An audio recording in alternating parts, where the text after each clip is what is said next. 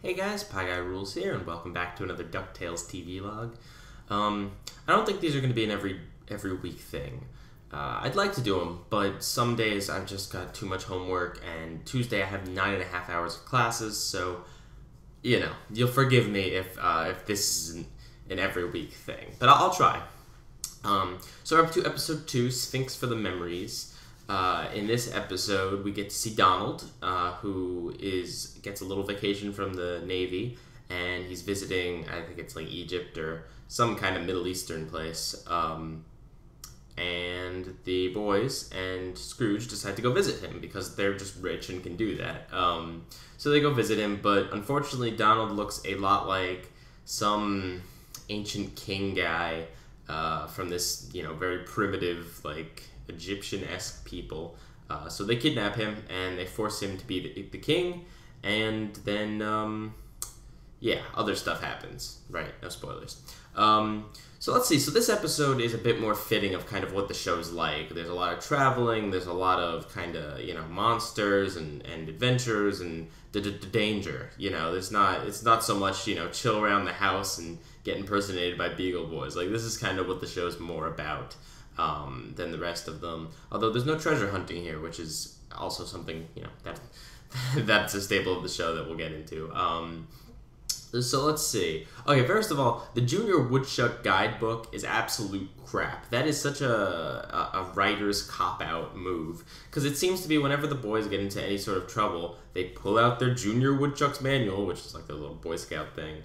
And it's like, luckily, I know how to read hieroglyphics because that's in the Junior Woodchuck's manual. And, I get that that's, it's funny, but it's like they do this way more in the show than they should because it just seems to be like anytime you need any sort of skill.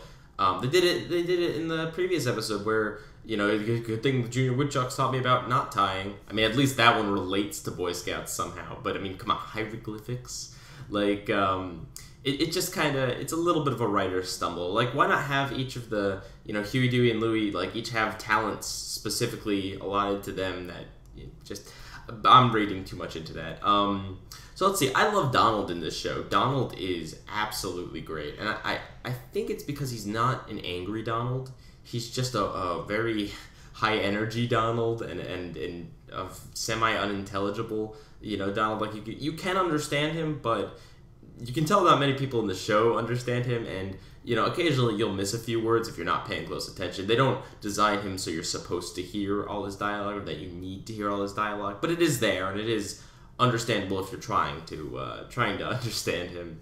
But yeah, no, he's really funny. He just always keeps talking, and he's just like on a different plane of existence than everyone else. And it's cool that we don't see him that often because that makes him really special. On the show, that when we do get to see him or hear from him, it's like, oh, hey, Donald, I know who that is.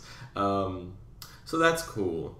As far as the plot, I mean, it's got a few blunders here and there. It's a little bit like cliche, and there's some weird writing moments, but it's pretty solid. It makes sense for the most part. What's weird about the show is that there's a ghost and a mummy in this episode, and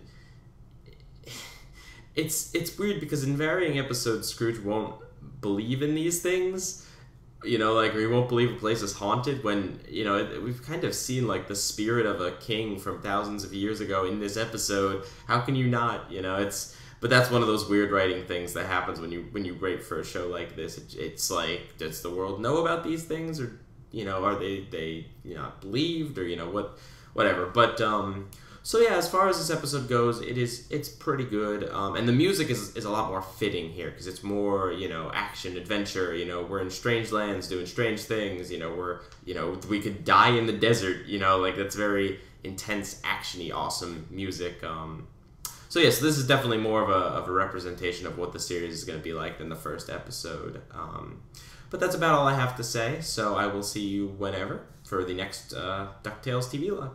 Pieguyrulz, out.